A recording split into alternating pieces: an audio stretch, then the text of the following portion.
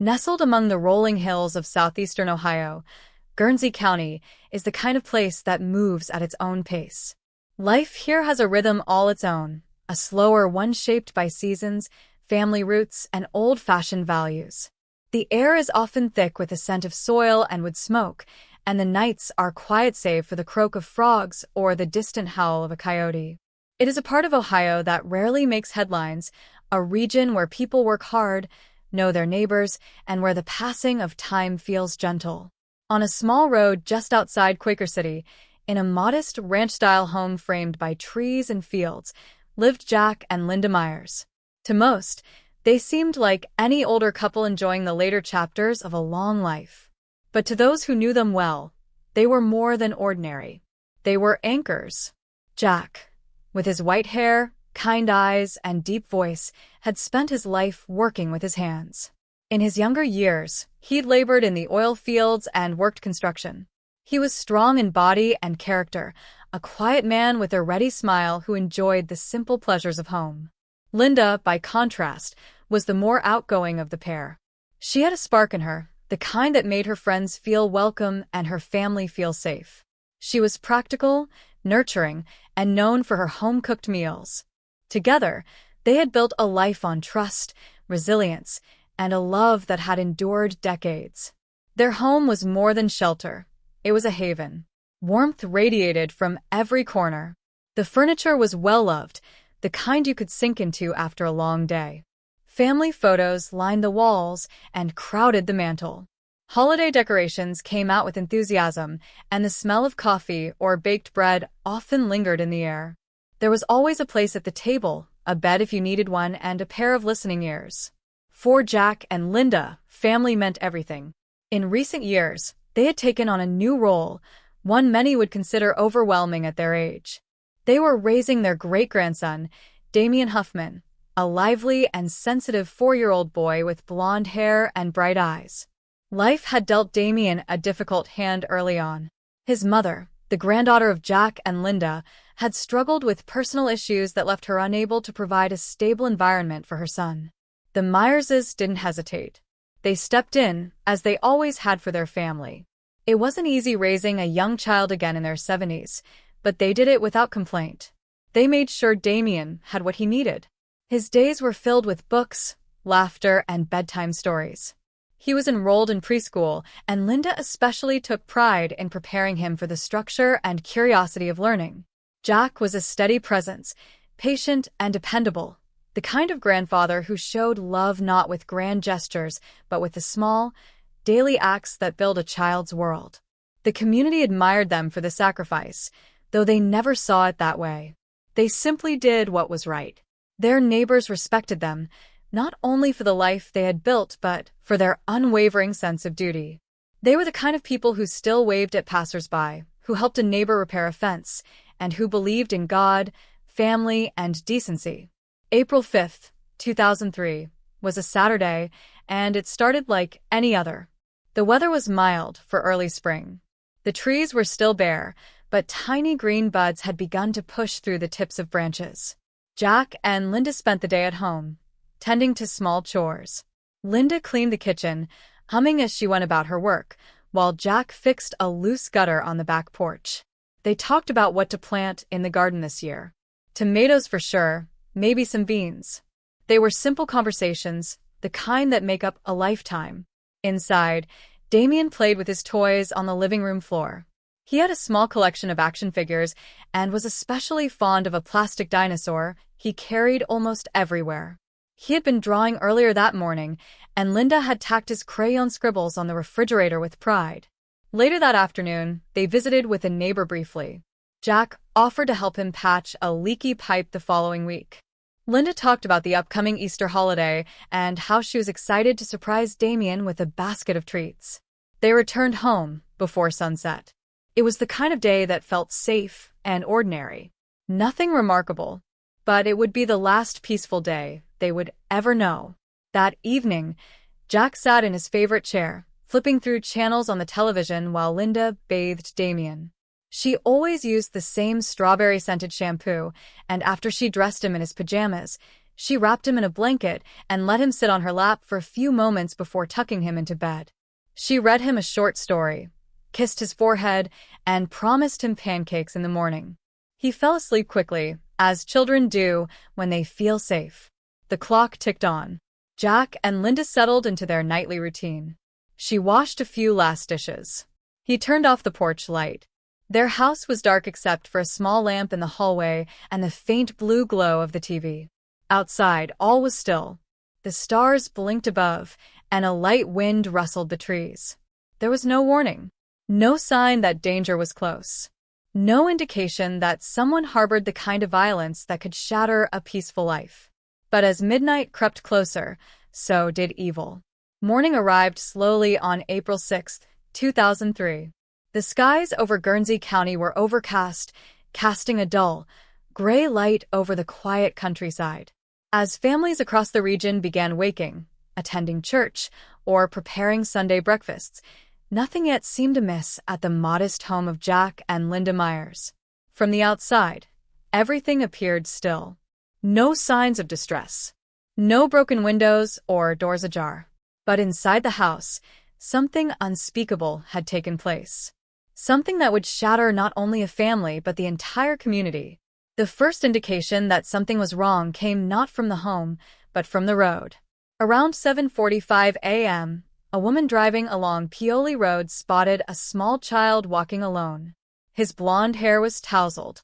His pajamas were stained red. He was barefoot, and though he seemed unhurt physically, there was something deeply unsettling about the way he moved, detached, unblinking. It was 4-year-old Dameon Huffman.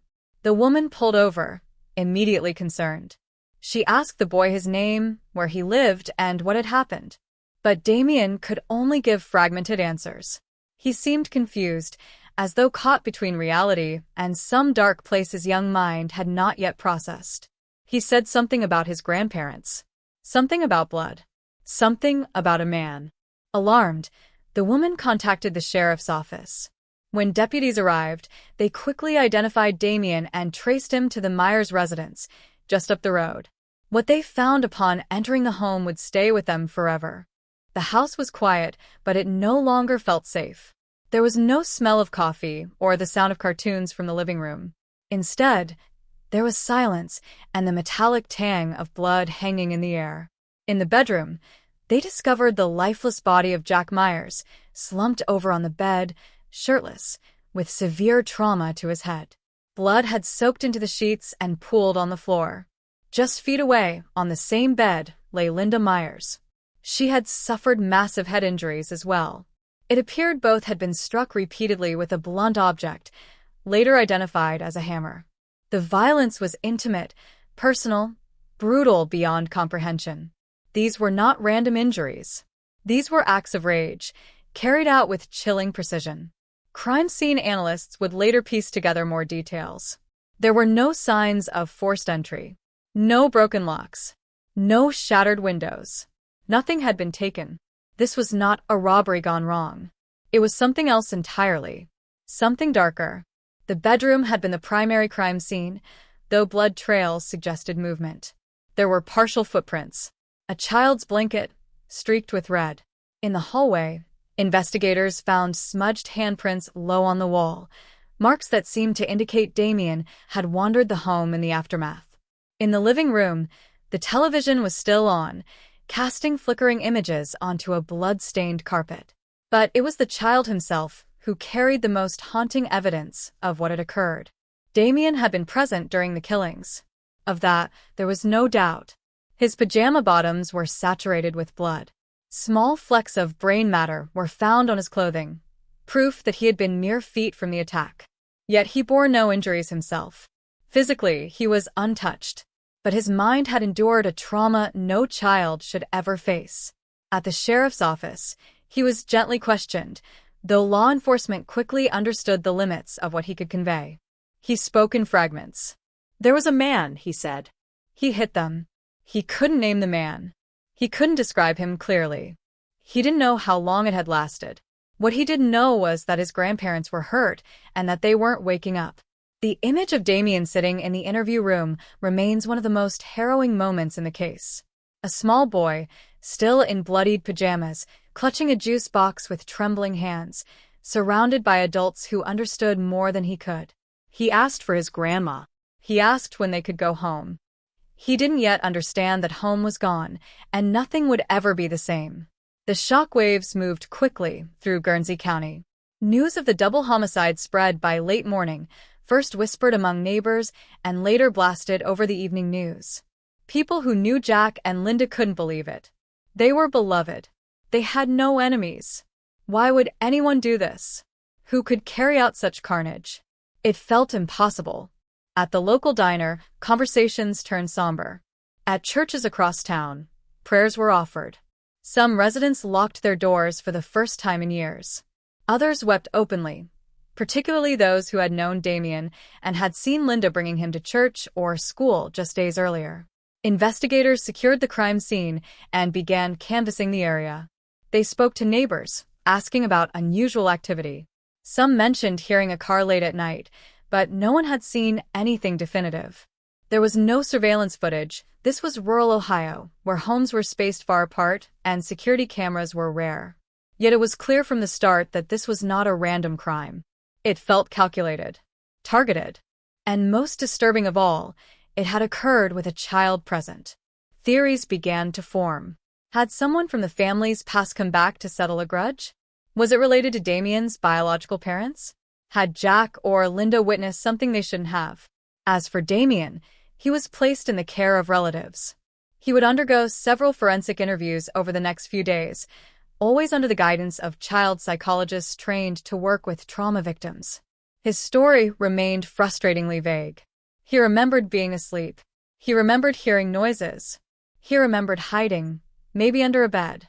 He remembered his grandparents yelling, then nothing but sounds, thuds, cries, silence. He remembered trying to wake Linda. Her face was cold. There was something on her cheek. He remembered walking, leaving the house, following the road. But he couldn't say how long he had walked. He was 4 years old. His memories were fogged by shock and the imperfect recall of a child's mind. Still, law enforcement treated his testimony as crucial. He had seen something, even if he couldn't explain it in adult terms. His bloodied pajamas were collected as evidence. His recollections helped establish a timeline. It was estimated the murders occurred sometime between 11:30 p.m. and 2 a.m. Dameon may have wandered the house for hours before eventually leaving.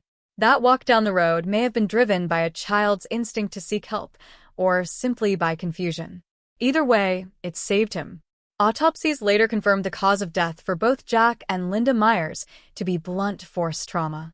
Multiple strikes, each one powerful, targeted at the head and face. The weapon used, a hammer, was later recovered nearby, tossed into a ditch not far from the property. It bore traces of blood and hair. DNA analysis would take weeks, but it confirmed what police already feared. This was a calculated, cold-blooded killing. The kind done by someone who knew the victims. Someone who had time. Someone who wasn't afraid to get close. The case took on national attention briefly, particularly because of Dameon's involvement. News outlets described it as a murder witnessed through the eyes of a child. Commentators speculated about his memories, his long-term trauma, the psychological cost of what he had seen. Experts weighed in on how children process such events, warning that the full impact might not surface for years. Dameon's story became a symbol of innocence lost, of violence that intrudes where it should never reach, of a community torn apart by something they could not yet explain. In the days that followed, Guernsey County mourned. A candlelight vigil was held at a nearby church. Friends of the Myerses came forward to speak of their kindness, their selflessness, the life they had built. Teachers from Dameon's preschool sent notes and stuffed animals. Flowers were left on the porch. People drove slowly past the home, unsure what to feel, how to express their grief. No one had answers yet. Only questions.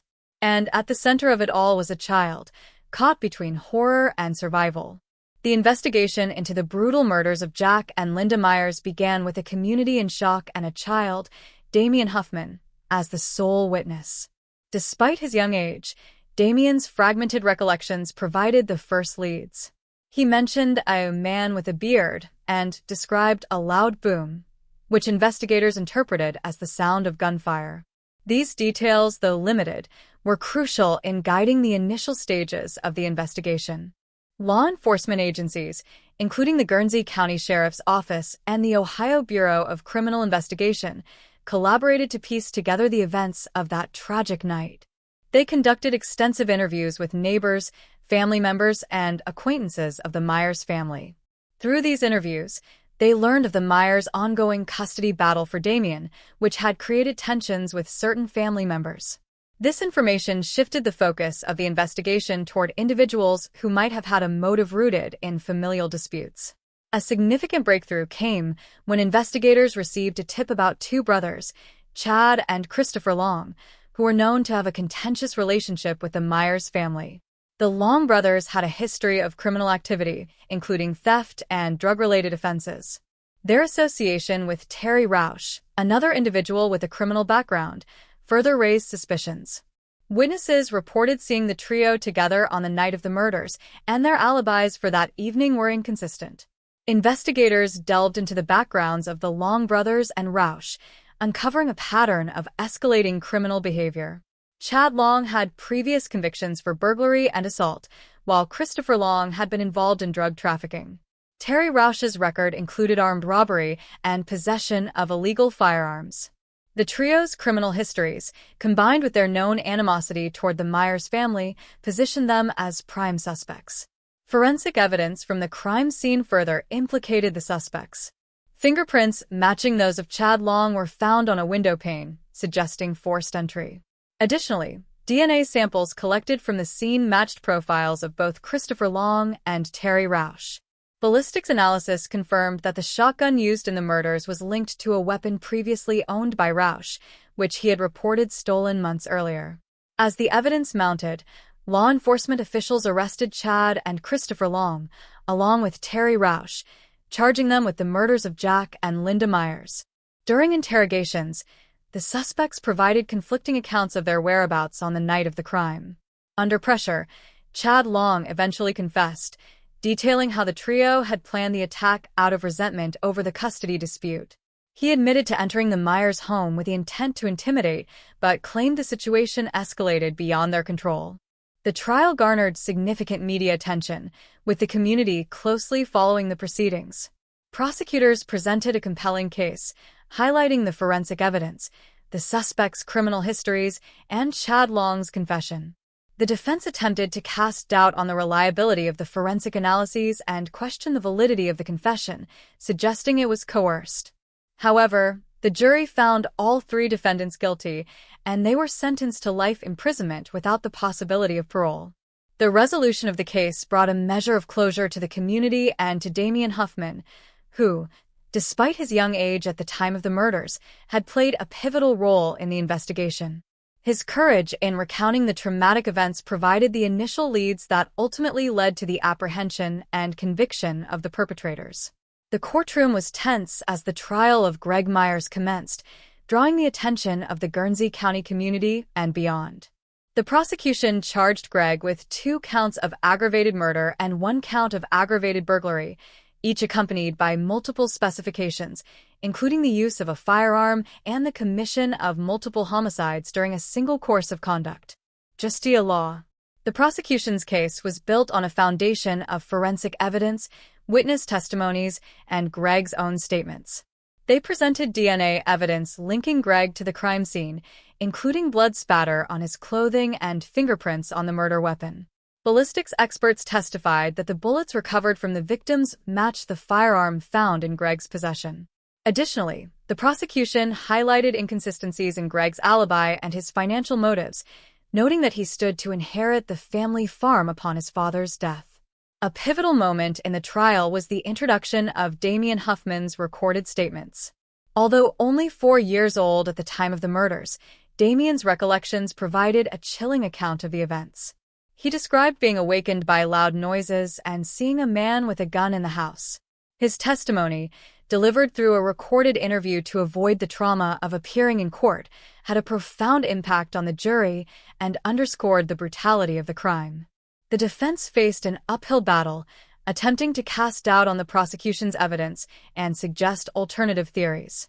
They argued that the forensic evidence was circumstantial and that Greg's presence at the crime scene could be explained by his regular visits to his father's home. The defense also questioned the reliability of Dameon's testimony, given his age and the potential for suggestibility. However, these arguments failed to sway the jury. After deliberating, the jury found Greg Myers guilty on all counts. He was sentenced to life imprisonment without the possibility of parole for the aggravated murder charges, with additional consecutive sentences for the firearms specifications. The verdict brought a measure of closure to the community and to Dameon, who had lost his great-grandparents in a senseless act of violence. Justia Law Forensic Files Now.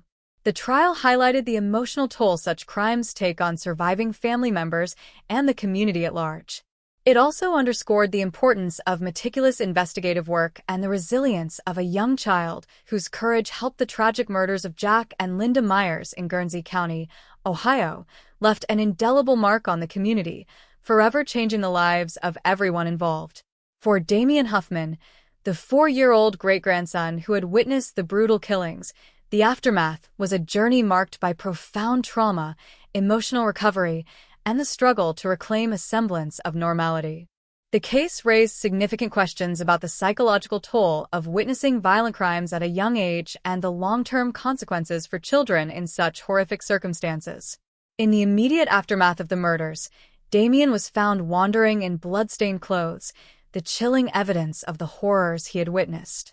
The boy, who had been raised in the safety and security of his great-grandparents' home, was thrust into a world of unimaginable violence.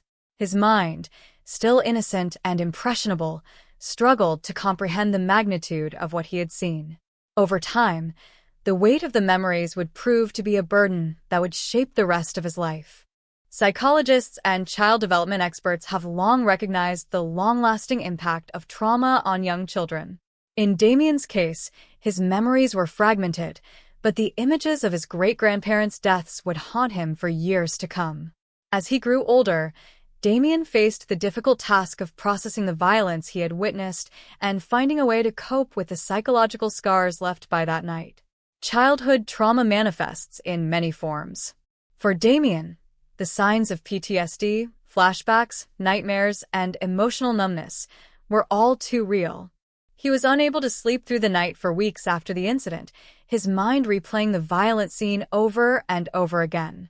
He struggled with feelings of guilt, wondering if there was something he could have done to prevent the deaths of Jack and Linda. Therapy, both individual and family-based, became a crucial part of his healing journey. In addition to counseling, Dameon found solace in time spent with the few family members who remained, and he leaned on his extended network of support. Slowly, the community's embrace helped him rebuild trust and find a way forward. However, the emotional scars of witnessing the murders, compounded by the trauma of the trial and its aftermath, would remain with him for many years. As Dameon reached his teenage years, the trauma began to manifest in different ways. He became withdrawn, avoiding conversations about the murders or his great-grandparents. In school, he struggled academically, his grades slipping as he battled with the emotions that he couldn't fully articulate. Despite the efforts of his family and therapists to help him process his trauma, it was clear that he would continue to carry the weight of that night for the rest of his life. The psychological impact of such a violent event on a young child is a poignant reminder of the complexities of using children as witnesses in criminal trials. While children can provide valuable testimony, especially when they are the only witnesses to a crime, the emotional and mental toll that such an experience can take on a child's psyche is immense. Dameon's story would be one of the rare instances where the trauma of being a witness to murder, compounded by the intense media coverage and legal battles, became a focal point in discussions about the ethics of involving children in violent crime investigations. The murders of Jack and Linda Myers rocked the small, close-knit community of Guernsey County. For years, the Myers family had been a staple of the area, quiet, hard-working people who had touched many lives. The murders shattered the peacefulness of the community, and the sense of security that so many had taken for granted was forever altered. In the wake of the tragedy, neighbors, friends, and local organizations rallied around Dameon and his surviving relatives. Fundraisers were organized to support Dameon's psychological care, and the community came together to ensure that the boy would never feel alone. Local churches held memorial services for Jack and Linda, where people came to grieve, share memories, and honor the memory of the couple whose lives had been stolen in such a brutal fashion. The murder also sparked a conversation about safety in rural communities. Guernsey County, like many other small, peaceful towns, had never experienced such a violent crime. The case led to an increased awareness of criminal activity in the area, and many families took steps to safeguard their homes, installing security systems and locking doors that once had been left open. The brutality of the crime left its mark on the entire community, and the ripple effects were felt for years after the verdicts were delivered. While the physical scars of the crime slowly healed over time, the emotional wounds were more difficult to mend. The case lingered in the minds of those who had followed the trial, and it was a topic of conversation for years afterward. The memory of Jack and Linda Myers, of their kindness, their generosity, and the horror of their deaths, remained a painful reminder of the fragility of life. It was a story that the community could not easily forget, and its legacy would be carried by everyone who had been touched by it. Bring a killer to justice. The loss of Jack and Linda Myers had a profound and lasting impact, not only on Dameon but on the entire community. While the circumstances of their deaths were violent and tragic, their memory lived on in the hearts of those who knew them. Over time, their legacy became one of resilience, of the strength to survive in the face of unimaginable tragedy. In honor of their memory, the Myers family established a charitable fund to support victims of violent crimes, particularly those who were affected by the loss of loved ones in similar circumstances. The fund, which was initially supported by donations from the community, has since grown into a larger nonprofit organization dedicated to supporting the families of murder victims and providing counseling for children who have witnessed violent crimes. This legacy of kindness and care, instilled by Jack and Linda throughout their lives, became a way to continue their work in the world despite their untimely deaths. The Myers story also sparked a renewed focus on child advocacy in cases involving young witnesses. Legal professionals, social workers, and psychologists began to collaborate more closely to develop protocols and resources aimed at supporting children who were forced to endure the trauma of witnessing violence. Dameon's experiences, as painful as they were, helped bring about a change in the way child witnesses were treated in courtrooms and law enforcement settings. His bravery in speaking out about his memories of that night, despite his tender age, has inspired countless others to seek help and support in the aftermath of trauma. The long-term effects of the murders on Dameon and the wider community cannot be underestimated. While Dameon eventually grew into adulthood, his experience haunted him for the rest of his life. The trauma left an indelible mark on his emotional well-being, and though he learned to cope with the memories, they would never fully fade. There would always be a piece of his childhood that had been lost forever, a part of him that had been irreparably changed by the violence he had witnessed. Similarly, Guernsey County, once a peaceful and quiet rural community, would never quite be the same after the murders. The events of April 5, 2003, left a lasting scar on the people who lived there, reminding them that even in the most serene environments, tragedy can strike without warning. The story of the Myers murders serves as a somber reminder of the profound impact that violent crimes have on both the victims and the survivors. It highlights the resilience of a young boy who, despite the unspeakable horrors he endured, found a way to survive and heal. It is also a story of the strength of a community that refused to forget, that chose to honor the memory of Jack and Linda Myers in the wake of their deaths, and to support a young boy who had been forced to grow up far too quickly. In the end, the memory of Jack and Linda lives on, not just in the legacy they left behind, but in the lives of those they touched. Their story, though marked by violence, is also one of healing, hope, and the enduring power of love.